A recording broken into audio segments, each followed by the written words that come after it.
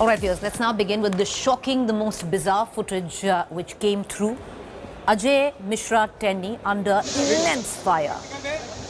Now, MoS home, amidst opposition demand of sacking him, the minister has been called to the national capital. He is expected to arrive in Delhi shortly. All of this after MoS Ajay Misra Teni lost his cool when journalists prodded him on SIT, terming the Lakhimpur incident pre-planned and premeditated. In a shocking meltdown, minister blamed the media for his son behind bars. Not only that, he called journalists shameless and brainless. Last evening, the special investigation to murder protesting farmers and sought attempt the two murder cases against the accused.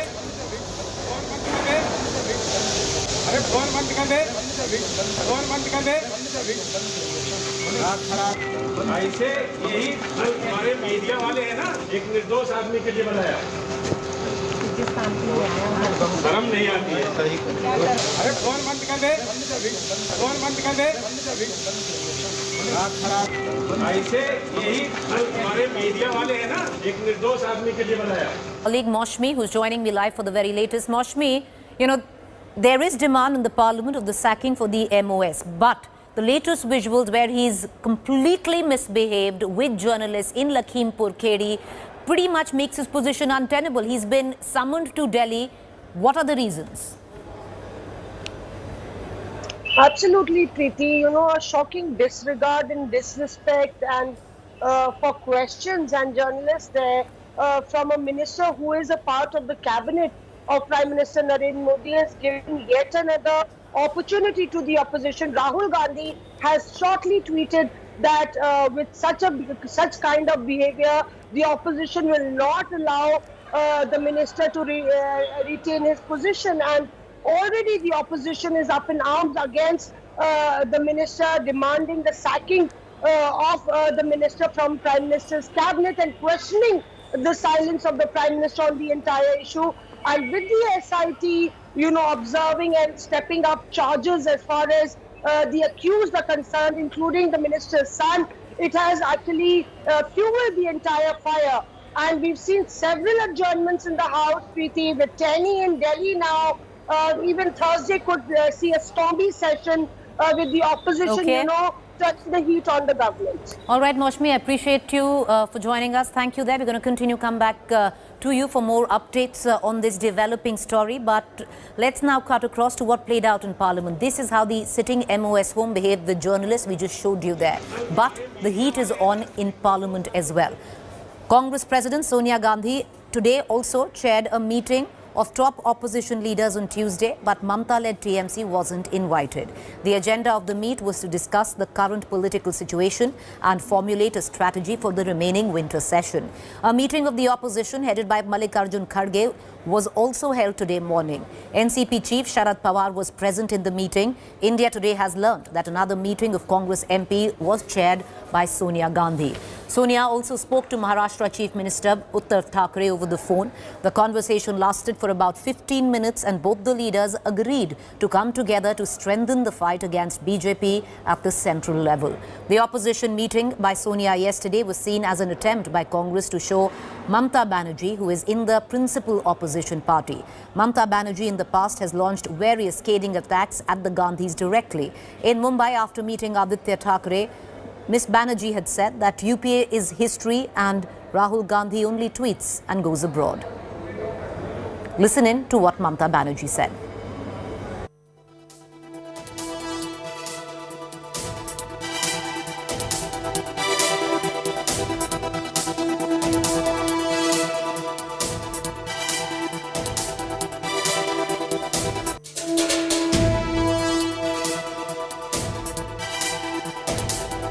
आपको लगता है कि शरद जी को अब UPA का नेतृत्व करना चाहिए, चेयरमैन बनाना चाहिए? अरे क्या यूपीए, अभी यूपीए नहीं है। आपको लगता है कि शरद जी को अब यूपीए का नेतृत्व करना चाहिए, चेयरमैन बनाना चाहिए? अरे क्या यूपीए, अभी यूपीए नहीं है।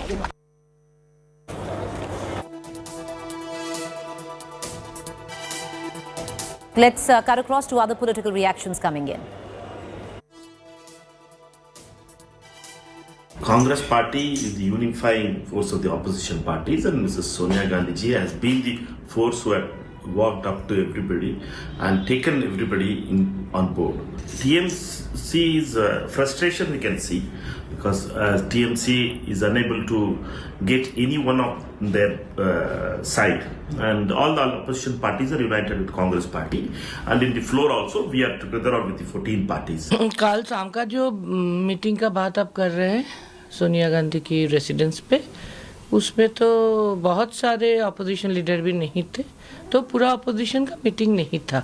जिसको बुलाया गया उसको ही मीटिंग था। जब सोनिया जी कोई मीटिंग बुलाए किसी सीनियर लीडर्स को लेके, वो अलग किस्म है। जब हम धरने पे है, जब हम स्ट्रगल कर रहे हैं, फाइट कर रहे हैं, वो विजय चौक प्रोटेस्ट मार्च किए गांधी मूर्ति से, वो अलग किस्म है। All right, not just Mamata Banerjee attacking Rahul Gandhi, he's now come to be the target of other opposition parties as well. The latest in this case, the Chief Minister of Kerala, Pinarayi Vijayan, has called out Rahul Gandhi's soft Hindutva, which would ultimately lead to the destruction of his own party. Of the crushing of the voice of the people of India. We are not allowed to discuss important issues in Parliament. We are not allowed to debate things in Parliament. Rahul Gandhi raising the pitch and firing his latest salvo at the Prime Minister. But the Congress president in waiting is under a chain reaction of escalating attacks. Not from the BJP, but the opposition itself.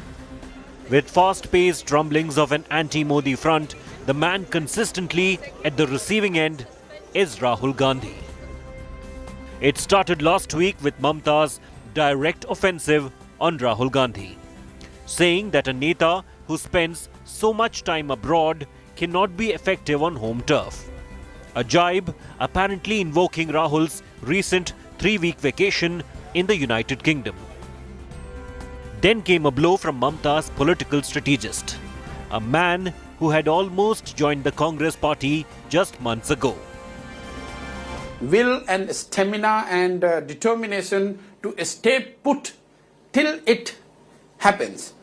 You cannot just imagine that I'm doing a tweet followed by then a press conference followed by few candle marches here and there, and government should be on its knees. It's not going to happen.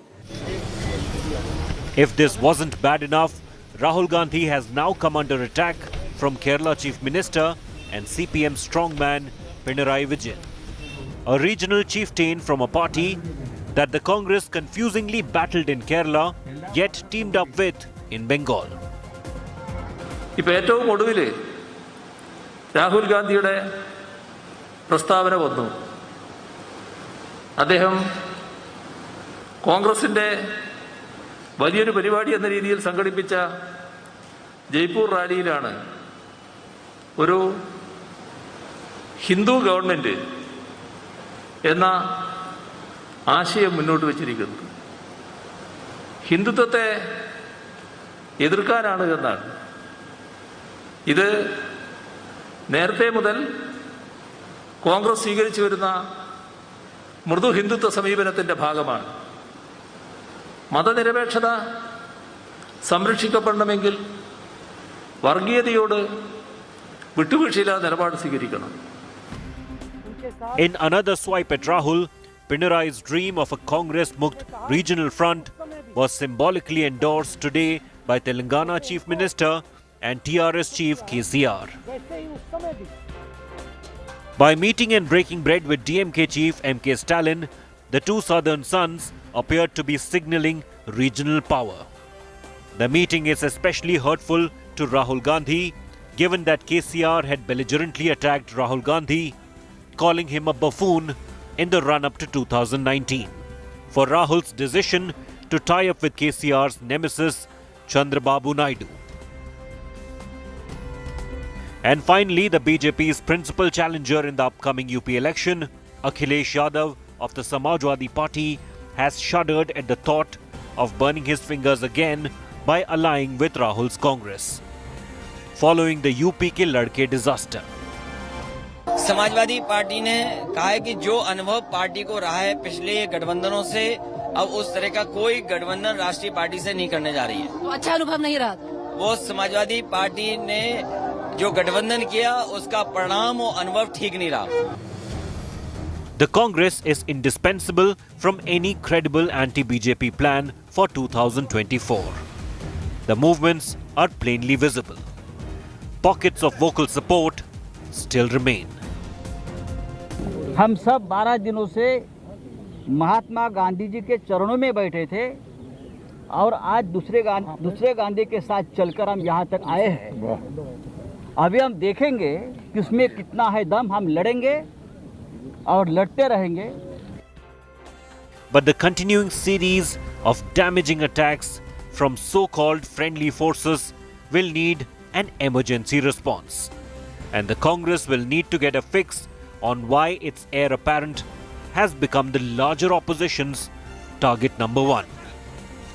Bureau Report, India Today. Because the heartbreak for the nation continues, the lone survivor of the chopper crash which killed the CDS has passed away. Group Captain Varun Singh is no more. He was also a Shaurya Chakra awardee.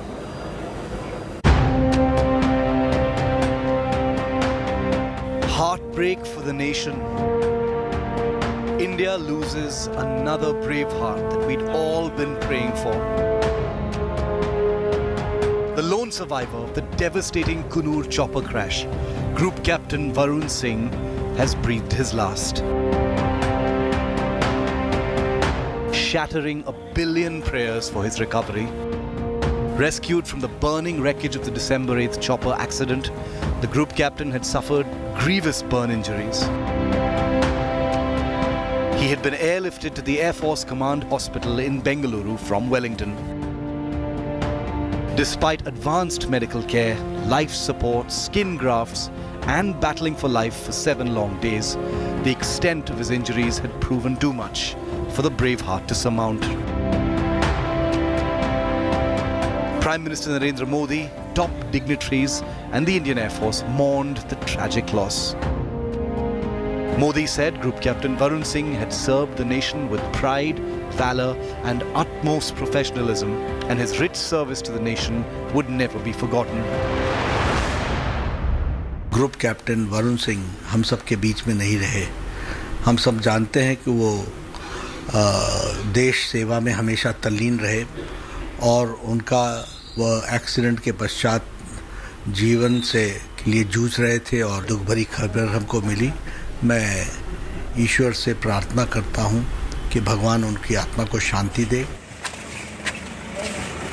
A pall of gloom has settled on his grieving family, friends, and armed forces who'd been hoping for a miracle. वो अब नहीं रहा। 8 दिनों तक वो बहादुरी के साथ जीवन मृत्यु से लड़ता रहा। अंत में वो उसे परास्त नहीं कर पाया और शहीद हो गया। The other 13 passengers on that ill-fated Mi-17 V5 chopper included India's first Chief of Defence Staff, General Bipin Rawat, his wife Madhulika Rawat, and many other service personnel. A 13th family now joins the group of the grieving, and the entire nation stands with them. Blue Skies Group Captain Varun Singh, we salute you. Bureau Report, India Today. All right, viewers, this is heartening. Another big global brand has appointed an Indian CEO. This time, it's 52-year-old Leena Nair, who is all set to head the super luxury brand Chanel.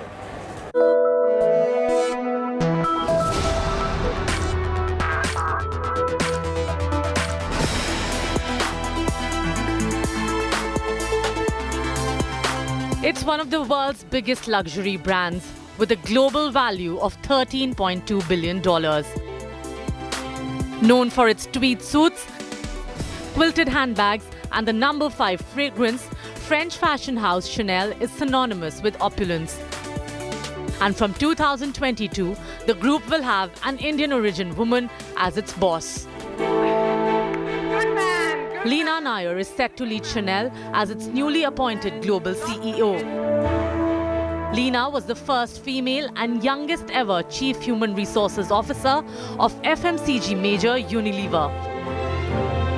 An alumni of XLRI Jamshedpur, Nair joined HUL, Unilever's Indian subsidiary, in 1992 and worked for 30 years before quitting the Unilever leadership executive. The 52-year-old will take charge of the 111-year-old French luxury brand in January 2022 and will be based out of London. As congratulations poured in for the proud Indian from across the world, she took to Twitter to express her gratitude. Nair said, "I'm humbled and honored to be appointed the Global Chief Executive Officer of Chanel, an iconic and admired company. I will always be a proud advocate of Unilever and its ambition to make sustainable living commonplace." Leena Nair is India's newest shining crown jewel after the Indian origin trio of Sundar Pichai, Satya Nadella and Parag Agarwal took over the tech industry in a span of 2 years. Bureau Report, India Today. You're watching our Fact Check segment where we bust certain claims masquerading to be facts on social media platforms and WhatsApp groups. Now, there was an image floating about suggesting that army veterans had penned an emotional note for the CDS General Bipin Rawat after his passing away. The fact check on that, viewers, is that the note is almost a decade old, not linked to CDS Rawat's chopper crash. With that fact check, time for us to go into a quick break, but you do stay with us. On the other side, it's To The Point.